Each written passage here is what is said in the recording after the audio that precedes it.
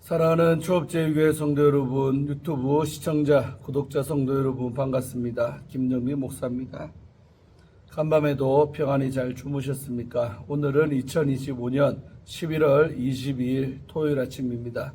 오늘도 주 안에서 복된 휴일 되시기를 바랍니다. 제가 기도하고 오늘의 말씀 묵상을 시작합니다.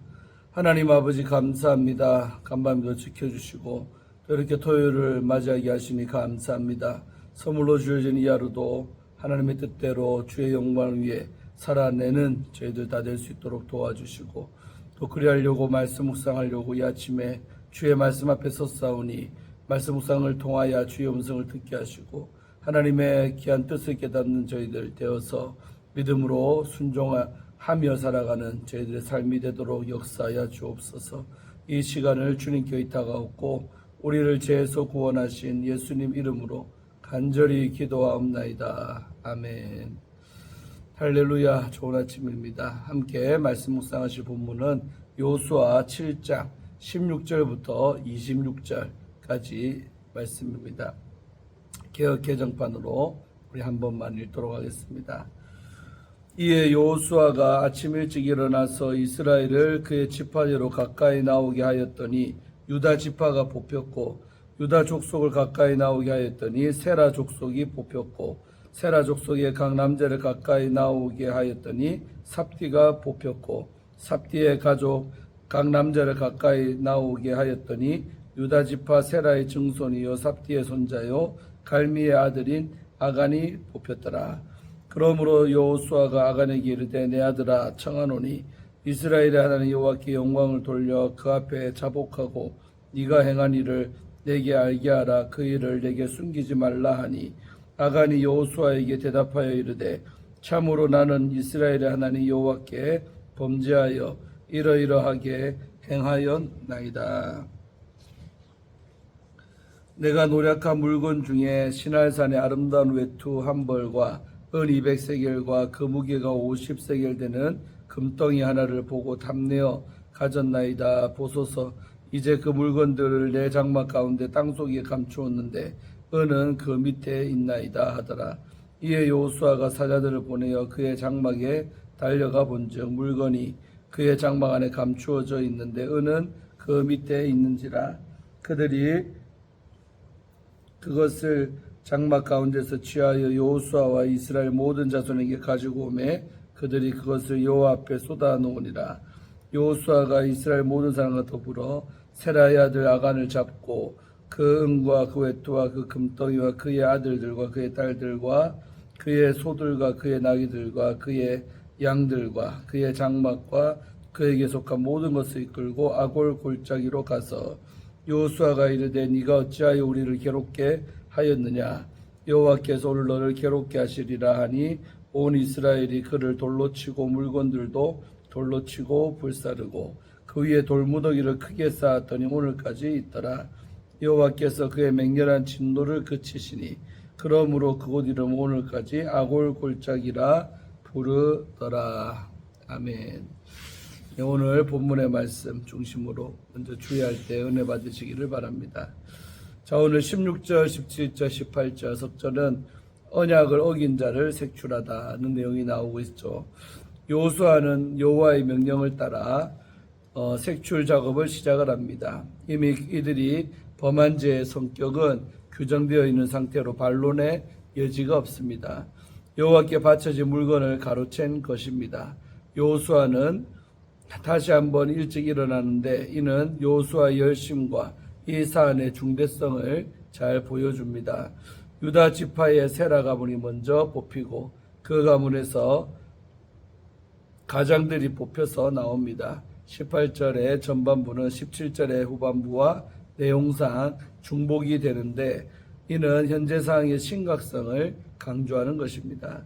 이스라엘 백성 가운데서 누군가를 선택하는 과정을 제비 뽑아서 진행한다고 해서 이를 비이성적인 또는 비논리적인 것이라고 판단할 필요는 없습니다. 이는 신적인 계시에 의해서 진행되는 절차이며 이 과정이 현재의 본문에서만 나타나는 독특한 양상도 아닙니다. 예를 들어 우리 사무엘상 10장에 20절 21절에도 재복귀가 나오죠.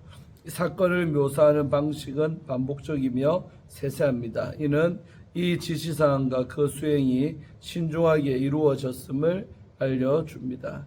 16절, 17절, 18절에서 반복되는 단어는 뽑히다. 우리 히브리어로 라카드라는데 이 뽑히다라는 단어입니다. 이 단어는 선택되다라는 의미가 있기도 하지만 현재 문맥에서 단어의 용례를 살펴볼 때 잡히다라는 의미도 가능하겠습니다. 이 단어가 3번 모두 니팔 수동형으로 쓰인 것을 고려할 때 이 해석의 가능성이 높습니다. 즉 아간이 잡힌 것을 부각하고 모든 백성 가운데서 이 행위가 진행되었기에 공동체가 이를 모두 보고 있었다는 것을 알 수가 있습니다. 죄가 공동체 가운데 드러난 것입니다. 이 문제는 하나님의 거룩함에 관한 문제이기에 공동체가 단순히 무슨 일이 일어났는가를 아는 것 이상의 문제입니다. 즉 그들의 생명과 직결되는 문제입니다. 자, 다음으로 우리 19절, 20절, 21절 자백하는 아간에 대해서 나오죠. 문맥상 요수아가 아간에게 죄를 자백하라고 공고하는 것이 핵심으로 보이나 요수아가 아간에게 청하는 것은 4가지입니다. 하나님께 영광을 돌리고 그분께 찬양을 드리며 무슨 일이 일어났는지 말하는 것입니다. 이때 아무것도 숨기지 않아야 합니다. 사람이 죄를 실토하고 또 그 내용이 인간에게 전달되더라도 이 모든 고백과 죄를 처리하는 과정의 중심에는 하나님이 있습니다. 2가지를 생각해 볼 수가 있습니다. 하나는 아간이 죄를 범한 내용의 핵심입니다. 왜 아간이 하나님께 영광과 찬양을 돌려야 할까? 아간의 행위가 하나님의 영광과 찬양을 침해하는 것이기 때문입니다. 다른 하나는 회개 또는 죄 처리의 필수 요소입니다. 즉 자백을 하는데 왜 감사를 해야 할까? 우리 데이비드, 우리 G. 펄스라는 신학자는 다음과 같이 말합니다. 그 의미는 아간이 이제 진실을 말할 수 있고 그 사실에 대해 감사할 수 있었다는 데 있을 것입니다. 하나님이 이미 알고 계신 것을 드러낼 기회를 얻은 데 대한 감사였기에 아무것도 숨김없는 완전한 고백이 필요했고 요수아는 바로 그것을 촉구한 것입니다.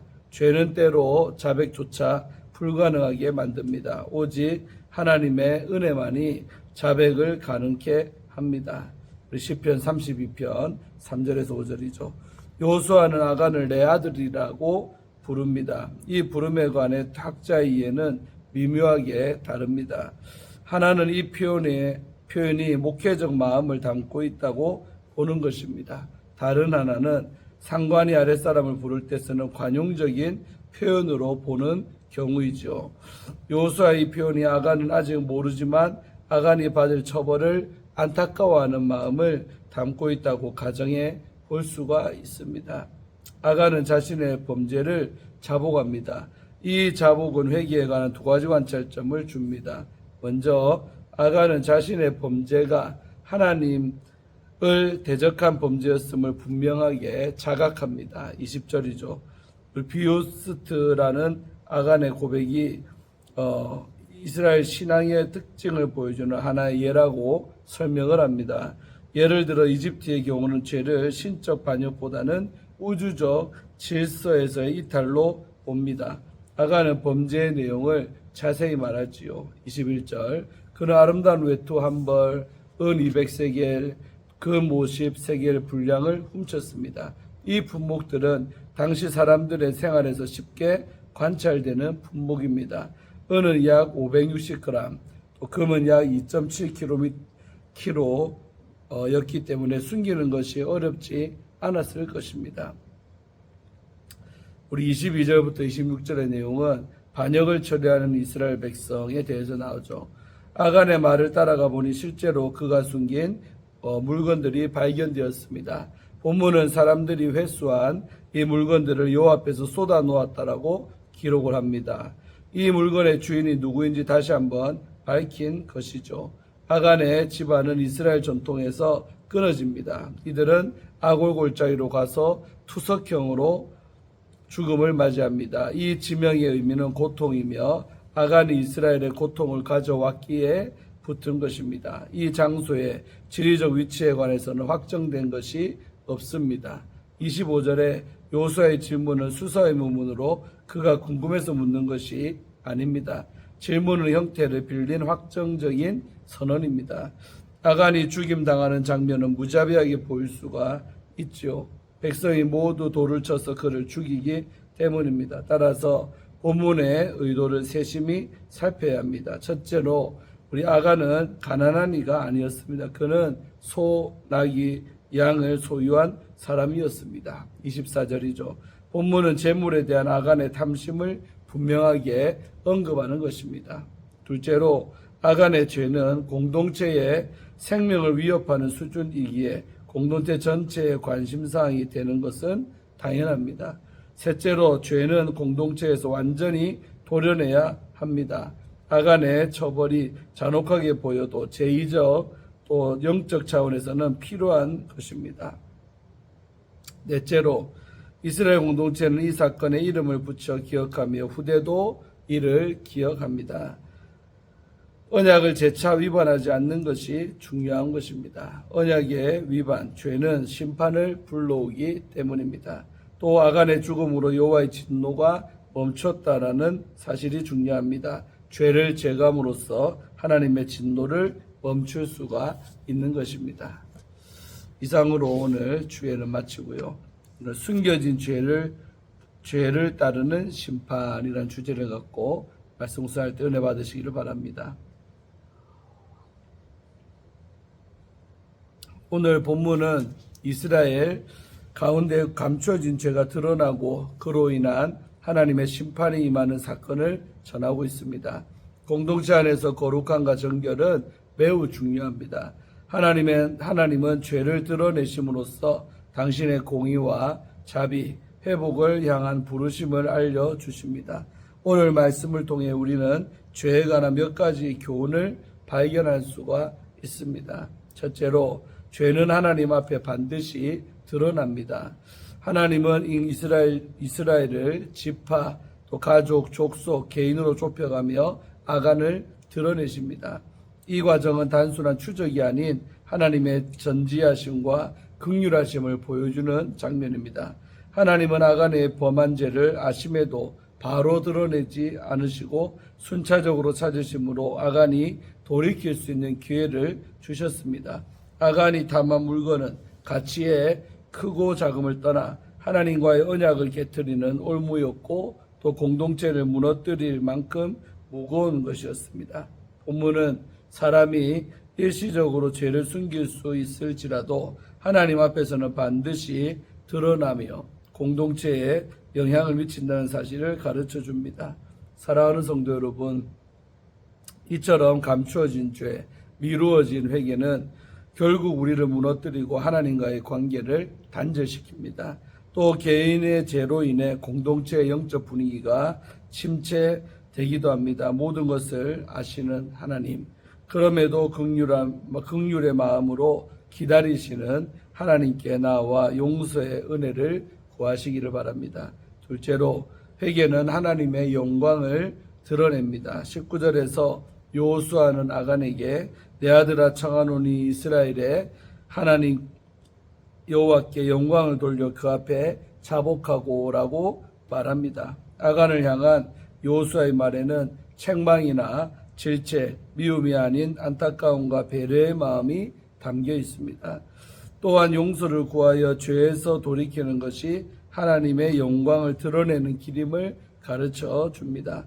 사랑하는 성도 여러분, 우리도 삶의 자리에서 죄의 유혹에 넘어질 때가 있습니다. 죄에 넘어졌을 때 감추기보다 하나님 앞에 나아가 자백하고 용서를 구해야 할 줄로 믿습니다.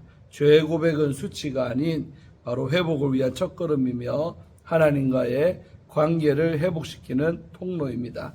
하나님은 상한 심령을 멸시하지 않으시며 회개하는 자를 외면하지 않으십니다. 시편 51편 17절이죠. 회개함으로 용서의 은혜를 누리는 성도가 되시기를 주의 이름으로 기도드립니다. 마지막으로 죄에는 반드시 결과가 따른다는 것입니다. 아간의 죄는 개인의 문제로 끝나지 않았습니다. 그의 가족, 재산, 생명까지 심판의 대상이 되었습니다. 이 심판은 사람의 관점에서는 과도하게 느껴질 수가 있지만 하나님의 거룩함과 언약의 중요함을 이해할 때 그 의미가 분명해집니다. 거룩하신 하나님 앞에 죄가 설 자리는 없습니다. 그렇기에 죄는 철저하게 제거되어야 합니다. 죄에서 떠나지 않은 개인, 그 개인을 하나님께 돌이키는 일에 무관심한 공동체는 죄의 결과를 감당해야 할 것입니다. 공동체의 영적 성숙은 성도의 거룩함 위에 세워져야 합니다. 그러므로 우리는 서로를 위해 기도하며 서로의 신앙을 돌보는 언약 공동체로 살아가야 합니다. 아간의 이야기는 단순한 경고를 넘어 하나님이 얼마나 거룩함을 중요하게 여기시는지를 보여줍니다. 사랑하는 성도 여러분, 거룩함은 선택이 아니라 부르심입니다. 하나님의 백성으로 날마다 자신을 정결하게 하며 공동체를 세워가는 성도가 되시기를 바랍니다.